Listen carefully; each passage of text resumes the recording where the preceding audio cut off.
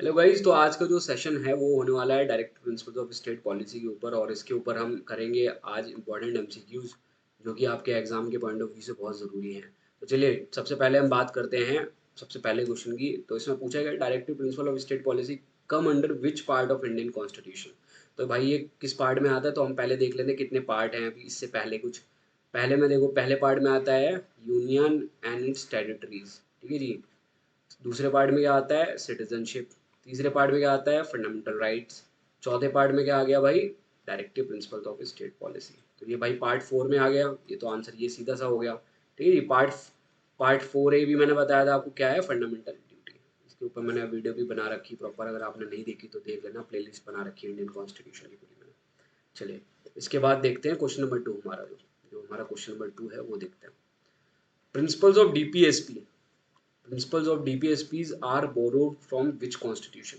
तो इसका आंसर है आयरिश कॉन्स्टिट्यूशन। लेकिन सबसे मज़ेदार बात क्या है कि अगर हमने यहाँ से उठाया है तो आयरिश कॉन्स्टिट्यूशन ने भी कहाँ से उठाया था, स्पेनिश कॉन्स्टिट्यूशन से। ठीक है जी। उन्होंने क्या किया था, अगर हमने कहीं से चोरी की है तो उन्होंने भी कहीं से चोरी कर रखी थी। तो बस आपको ये चीज़ पता होनी चाहिए, बट आपको मार्क क्या करना है, हमेशा आयरिश कॉन्स्टिट्यूशन। ठीक है, आयरलैंड से उठाया गया, तो आपको बस इतना पता होना चाहिए। स्पेनिश वाला मत याद रखना, पता चले आप कंफ्यूज हो जाओ एग्जाम में। चलो, which of the following articles are from DPSP. देखो आर्टिकल्स जैसे मैंने पार्ट्स बताए, पहले पार्ट में क्या था भाई, यूनियन एंड टेरिटरीज 1 से 4 तक डील करता है। सेकंड पार्ट में क्या था, सिटीजनशिप 5 से लेकर 11 तक डील करता है। थर्ड पार्ट में क्या था, फंडामेंटल राइट्स, तो वो कहाँ से कहाँ तक है, 12 से 35 तक। तो फोर्थ पार्ट कहाँ आ गया, डीपीएसपी, ये आ गया 36 से लेकर 51 तक। ठीक है, तो ये क्या हो गया भाई, इसका answer option C, 36 to 51। Okay guys, चलो इसके बाद आते हैं, which of the following is also called instrument of instruction. Instrument of instruction ये जो वर्ड है ये आया था गवर्नमेंट ऑफ इंडिया एक्ट में 1935। बस इसके बारे में आपको इतना पता होना चाहिए। प्लस इसमें इन्हीं को, इसी का अगर सिनोनिम बोलेंगे तो ये होता है directive principles of state policy. ठीक है ना। इसमें भी डायरेक्शंस दिए गए थे सरकार को, यहाँ पे भी डायरेक्शंस दिए गए सरकार को, सेम ही चीज़ है। बस यहाँ पे क्या था, गवर्नर जनरल ऑफ इंडिया को दिया गया था। ठीक है, और यहाँ पे क्या है, सरकार को दिया गया, बस और कोई फर्क नहीं है। बाकी इसी को हम किस नाम से जानते हैं, इंस्ट्रूमेंट ऑफ इंस्ट्रक्शंस को ही जानते हैं directive principles of state policy के नाम पर। चलिए ठीक है, आगे बढ़ते हैं 5th नंबर क्वेश्चन की तरफ। Which of the following is not the aim to establish the directive principles of state policy. चलिए ठीक है, देखिए वेलफेयर स्टेट सबसे पहला एम था। इकोनॉमिक डेमोक्रेसी और सोशल डेमोक्रेसी अचीव करना ही डीपीएसपी का एम था, ये तीनों तो हैं। ठीक है जी। बट पॉलिटिकल डेमोक्रेसी आप कैसे अचीव कर रहे थे, फंडामेंटल राइट्स के थ्रू। तो इसका जो आंसर होगा वो क्या हो जाएगा, पॉलिटिकल डेमोक्रेसी तो हमने फंडामेंटल राइट्स के थ्रू कर रहे हैं ना। ठीक है, तो ये डीपीएसपी का एम नहीं है। चलो, और ये है फंडामेंटल राइट्स का एम। चलो इसके बाद देखते हैं part 6। Which of the following articles is not based on Gandhi principle of DPSP. देखो गांधी प्रिंसिपल के बारे में आपको सबसे पहले तो कॉपी पेन लेके बैठ दो, आर्टिकल सीख लो फटाफट। 40, 43, 43B, 40, 43, 43B, 46, 47 और 48। ये आर्टिकल्स हैं आपके गांधीयन प्रिंसिपल्स के ऊपर बेस्ड। ठीक है, 3 टाइप के प्रिंसिपल्स दे रखे थे, मतलब 3 तरह से डिवाइड कर रखा है डायरेक्टिव प्रिंसिपल्स को। अभी आपके लिए सिर्फ गांधी प्रिंसिपल ज़रूरी है आपके एग्जाम एग्जाम के पॉइंट ऑफ व्यू से। सोशलिस्टिक प्रिंसिपल्स भी हैं, ठीक है, और लिबरल प्रिंसिपल्स भी हैं, वो अभी आपके लिए काम की नहीं। अभी सिर्फ इतने करने हैं आपने। गांधी प्रिंसिपल आपसे पूछ लेंगे तो आपको पता होनी चाहिए कौन कौन सा आर्टिकल उससे डील करता है। ठीक है जी। चलो, तो मैंने ये वो लिख दिए है भाई, तो इसमें कौन कौन सा नज़र आ रहा है, 43 मैंने लिख ही दिया है, 43B भी लिख दिया है मैंने, 48 भी लिख दिया है, 44 नहीं लिखा है। 44 है आपका यूनिफॉर्म सिविल कोड। ठीक है जी। और ये गांधी प्रिंसिपल नहीं है। चलिए ठीक है, इसके बाद क्वेश्चन देखते हैं हम, question number 7। Equal justice in free legal aid to the poor are mentioned in which article. तो ये आपको आर्टिकल पता होना चाहिए, बहुत ज़रूरी है, आर्टिकल 39A।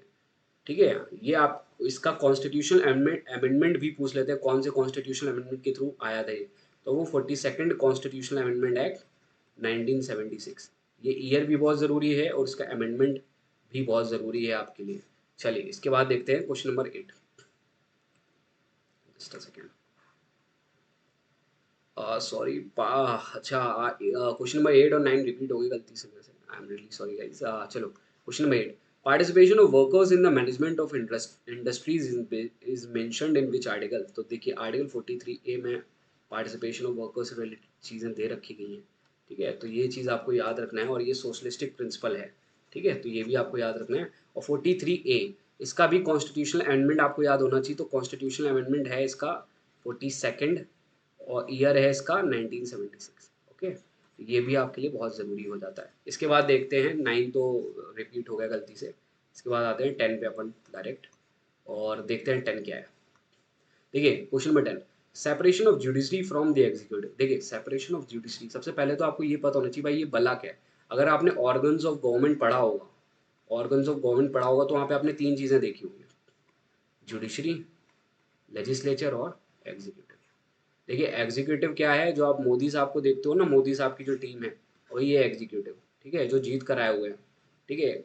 ये कौन है, लेजिस्लेचर ये है सेंट्रल लेवल पे पार्लियामेंट, ठीक है, जो पार्लियामेंट पे आपके एमपीज बैठे हैं ना वो।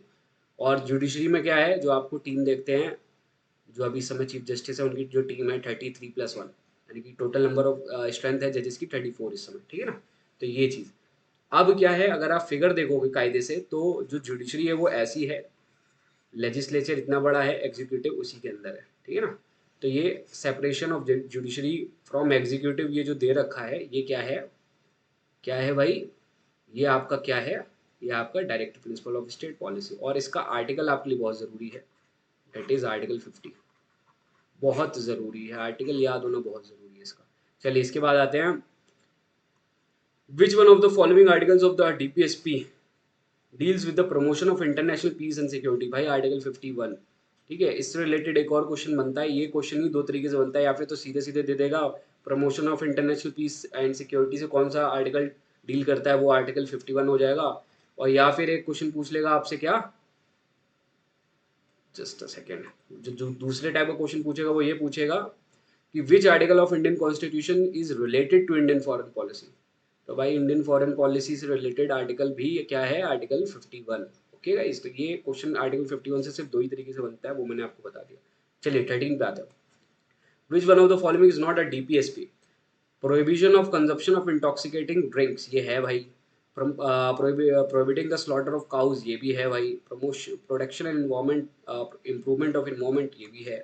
Free education for children up to 16 years, नहीं भाई ये तो नहीं है। तो यही होगा इसका आंसर, ठीक है जी। चलो इसके बाद आते हैं अपन क्वेश्चन नंबर 14 की तरफ। देखिए 14 में क्या लिखा हुआ है, which article states about uniform civil code code. तो आर्टिकल 44, जस्ट मैंने अभी ऊपर ही बताया था। इसके बारे में आपको जो सबसे बेसिक चीज़ पता होनी चाहिए वो ये कि ये कोशिश करता है, देखिए सिविलियन लॉ को उसमें यूनिफॉर्मिलिटी लाने में, जैसे कि, और कोड मतलब होता है लॉ, ठीक है जी। एक यूनिफॉर्म लॉ आएगा, जैसे अभी आप डाइवोर्स के लिए देखते हो कि हिंदुओं में अलग तरीके से हो रहा है, मुस्लिम्स में अलग तरीके से हो रहा है, जिसने स्पेशल मैरिज एक्ट के थ्रू शादी कर रखी है उसका अलग तरीका है, ठीक है। तो अभी क्या है, यूनिफॉर्मिलिटी नहीं है। बट जैसे ही यूनिफॉर्म सिविल कोड देश भर में लागू हो जाएगा तो फिर इसमें क्या होगा कि आपको अलग अलग लेवल पे, जो अगर आप हिंदू हो, मुस्लिम हो, आप अलग अलग लेवल पे अलग अलग तरीकों से डाइवोर्स ले रहे हो, वो नहीं होगा। फिर एक सिंपल सीधा कानून होगा, उसी को सब धर्म को फॉलो करना होगा। तो वो है आर्टिकल 44। इसके बारे में जो दूसरी चीज़ पता होनी चाहिए वो ये कि गोवा इकलौता भी ऐसा स्टेट है जहाँ पे यूसीसी लागू है, ठीक है जी, गोवा। और उत्तराखंड में बात चल रही है, यूटी पे बात चल रही है। चलिए इसके बाद देखते हैं question number 15, the purpose of DPSP is to, चलो देखो, lay down positive instructions which would guide state policy at all levels, implement. देखिए कुछ आंसर इसका ए ही होगा। बाकी देखिए क्या है, promote welfare of the backward section, check the use of arbitrary power by the government, implement Gandhi's idea for decentralize state, ये है बीबी है, ठीक है ना। अगर आप देखोगे तो एक तरीके से आपको सब लगेंगे कि हाँ यार ये तो है। बट जो मेजर इसमें पूछा है कि पर्पस, मेन पर्पस क्या है, तो वो क्या है, ले down positive instruction which would guide state policy at all levels, ठीक है। यही इसका आंसर होगा, क्वेश्चन नंबर 15 का हो जाएगा ऑप्शन ए आंसर। चलिए क्वेश्चन नंबर 16 पे आते हैं, the enforcement of DPSP depends most on.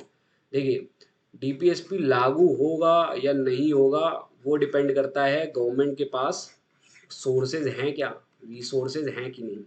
अगर सरकार के पास पैसा ही नहीं है, सरकार के पास रिसोर्सेज ही नहीं है, तो क्या डीपीएसपी लागू होगा। और यही रीज़न था जब हमारा कॉन्स्टिट्यूशन मेकर्स ने, जो हमारे कॉन्स्टिट्यूंट असेंबली के थ्रू कॉन्स्टिट्यूशन बना, तो उन्होंने इसीलिए फंडामेंटल राइट्स को तो जस्टिसेबल रखा, उसके खिलाफ आप जा सकते थे कोर्ट, अगर वो आपको नहीं मिलेगा, अगर आपके फंडामेंटल राइट का वॉल्यूशन होगा तो उसके खिलाफ आप कोर्ट जा सकते थे। बट डीपीएसपी के खिलाफ नहीं जा सकते थे, क्योंकि हम तब नए नए स्टेट बने थे, हमारे पास रिसोर्सेज ही नहीं थी, ठीक है ना। तो इस वजह से इनको क्या किया गया, नॉन जस्टिसेबल रखा गया।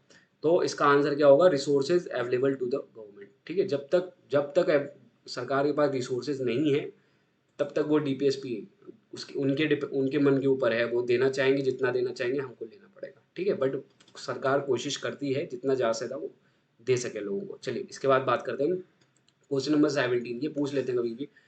Granville Austin, which part of the constitution describes as conscience of the constitution as per Granville Austin. Granville Austin के अकॉर्डिंग कंसाइंस ऑफ कॉन्स्टिट्यूशन क्या है भाई, क्या है, directive principles of state policy. ये आपको पता होना चाहिए। क्वेश्चन नंबर 17 हमारा हो गया। इसके बाद आते हैं हम क्वेश्चन नंबर 18 में। Which of the following is not a directive principle of the state policy. ऐसे क्वेश्चन आएंगे, इसमें से कोई एक नहीं होगा। To raise the level of nutrition है, to develop the scientific temper, ये तो हमने फंडामेंटल ड्यूटी में पढ़ा था, अगर आपको याद होगा, फंडामेंटल ड्यूटीज में पढ़ा था, to develop the scientific temper. चलो और भी देख लेते हैं। To separate the judiciary from the executive, अभी ऊपर करके आए हैं article 50। To promote economic interest of weaker section, ये भी है भाई। To develop the scientific temper नहीं है, ठीक है ना। ये है आपकी फंडामेंटल ड्यूटी, तो इसका आंसर हो जाएगा ऑप्शन बी। चलिए ठीक है, इसके बाद आते हैं क्वेश्चन नंबर 19 पे। जस्ट अ सेकंड, ये थोड़ा बड़ा क्वेश्चन है, ये आखिरी क्वेश्चन है, इसलिए मैंने इसको कर रखा है काफ़ी बड़ा। चलो, which of the following statement is are not indicative of the difference between fundamental rights and DPSP।